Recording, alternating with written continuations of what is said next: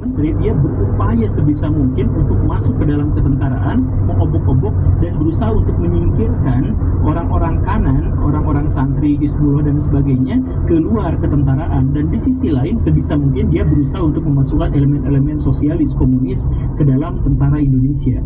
Begitu.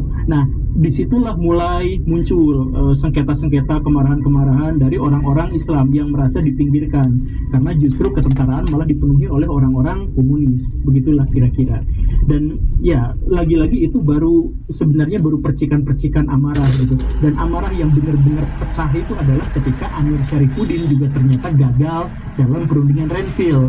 Alih-alih dia mendapatkan wilayah Indonesia yang lebih besar, dia malah menyerahkan dalam tanda kutip Jawa Barat, Sumatera Timur, dan Sumatera Utara kepada Belanda. Maka TNI dan rakyat yang melawan yang ada di Jawa Barat dan di Sumatera Timur dan Sumatera Utara itu harus disingkirkan, pindah ke tempat yang lain karena itu sudah menjadi milik Belanda. Nah, maka di sini tentara-tentara itu, tentara yang Laskar itu pecah jadi dua kelompok. Kelompok yang pertama itu adalah kelompok yang marah luar biasa dan ingin memenggal Amir Syarifuddin karena menyerahkan khususnya Jawa Barat kepada Belanda. Tetapi mereka tunduk patuh pada pemerintahan bagaimanapun. Jadi ketika Soekarno dan Hatta bilang, ayo kita pindah ke Jawa Tengah atau Jawa Timur, maka mereka semua pindah. Marah, tapi tetap taat pada perintah. Dan ada satu lagi kelompok dari tentara itu yang menolak melakukan itu. Saya benar-benar benci pada pemerintah dan bagaimana mungkin kita harus setia pada pemerintahan yang menyerahkan wilayahnya pada agresor. Kan itu adalah sesuatu yang tidak bisa dimaafkan. Jadi dalam hal ini kalau kami memberontak pada para pengkhianat. Nah, mereka argumentasinya itu adalah seperti itu. Nah, yang lebih buruk lagi sebenarnya ada di sisi Amir Syarifuddin. Karena dia gagal dalam perundingan Renville, maka dia dipecat. Karena dia dipecat, maka dia sebenarnya menjadi bulan-bulanan dari orang-orang yang ada di bawah laskar-laskar itu, dan dia kehilangan lobby-lobby politik di atasnya. Ditambah lagi pengganti Amir Syarifuddin itu adalah Muhammad Hatta.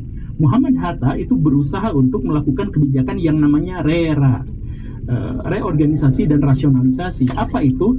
Jumlah tentara Indonesia yang jumlahnya awalnya 1 juta orang itu kemudian dipangkas menjadi sangat kecil, menjadi 150.000 orang demi efisiensi dan demi efektivitas. Nah, 150.000 orang itu ternyata menyingkirkan juga semua orang-orang kiri yang telah ditanamkan Amir Syarifuddin ke dalam tubuh TNI.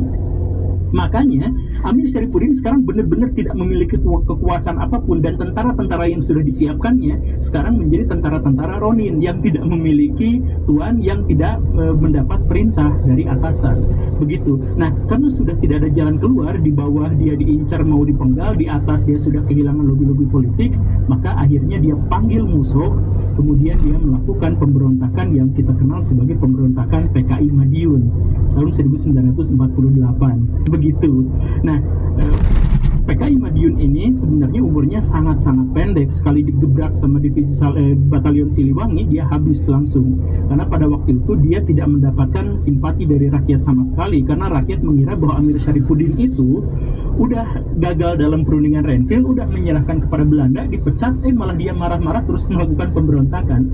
Kan ini benar-benar sangat tidak simpatik gitu. Nah, berbeda halnya dengan pemberontakan DITI. Pemberontakan DITI yang di bawah Kartosuwiryo itu yang ada di Jawa Barat, dia justru malah mendapatkan simpati dari rakyat yang sangat luar biasa. Karena DITI itu justru mempertahankan Jawa Barat dari serangan Belanda, walaupun mereka harus mati, walaupun mereka harus melanggar peraturan-peraturan dan keputusan-keputusan dari pemerintah pusat. Begitu. Nah, maka ketika PKI di Madiun itu dihancurkan tahun 48, bersemilah di Jawa Barat pemberontakan DITI Kartosuwiryo.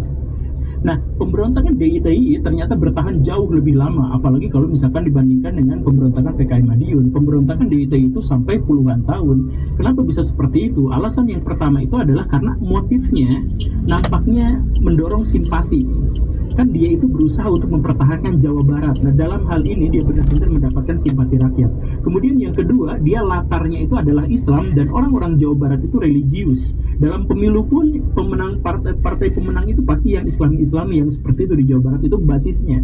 Makanya ketika Kartosuwiryo mengajak atau membawa bendera Islam dan ada di wilayah Islam, maka dia akan lebih banyak mendapatkan simpati dari rakyat. Begitu.